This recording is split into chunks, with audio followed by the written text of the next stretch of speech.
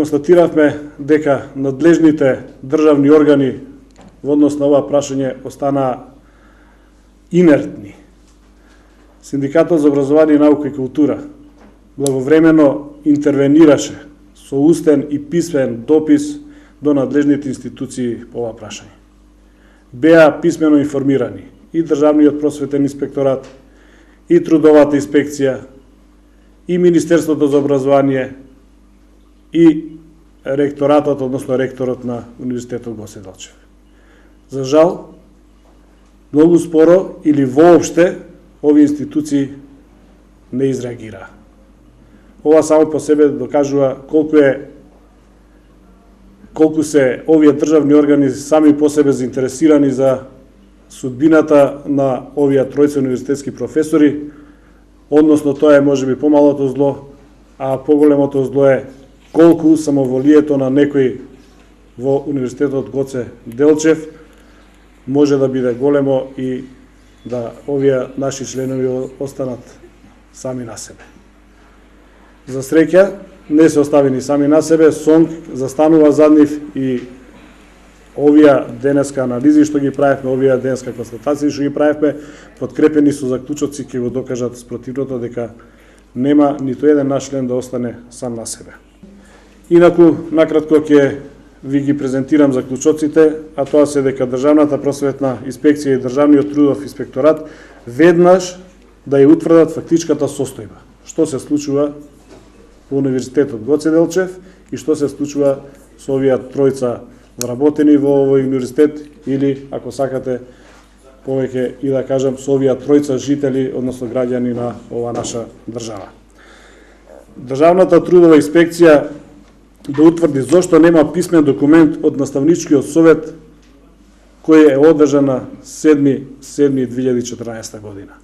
Оставени се луѓето да не знаат каков е нивниот статус, без право на жалба, без реализирање на своите правни можности да се обжалат за одлуката на наставничкиот совет. Сето ова упатува дека нешто се случува, дека преку ноќ ќе им помине рокот за жалби и тие буквално ќе останат на улица. Државниот трудов инспекторат да ги утврди конкретните одговори и одговорноста за грубото исфрлање од економскиот факултет. Недозволиво е уставно загарантирано право да се суспендира од раководството на универзитетот или од раководството на факултетот. Народниот правобранител да направи согледување врз основа на аргументите што ние ги даваме, врз основа на фактичката состојба која што треба да констатира на терен.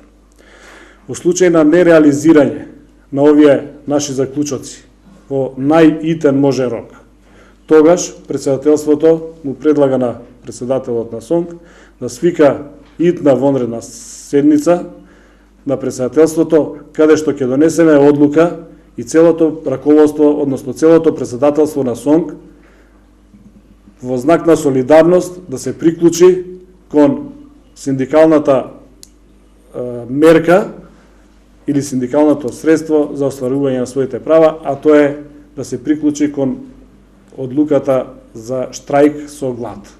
Тоа би значило дека ние во наредните неколку дена, додека надлежните не излезат на терен и не донесат соодветна одлука, писмена, секако дека и Советот на СОНК, односно председателството, ќе стапи во штрајк со глад. До крај, додека не се издействува почитување на член 132 од Законот за високо образование. Тој вели, изборот во повисоко звање го врши наставно-научен совет врз основа на оценката во рефератот. Таквото нешто значи дека наставно-научниот совет за да ја го изврши изборот мора да ја земе предвид оценката од рефератот. И тука е алфа и омега на изборот. Нема што друго тој да земе предвид за да го изврши изборот. Доколку по било кој друг основ наставно-научниот совет гласа, тоа е поставување на самоволие, на субјективизам над закон.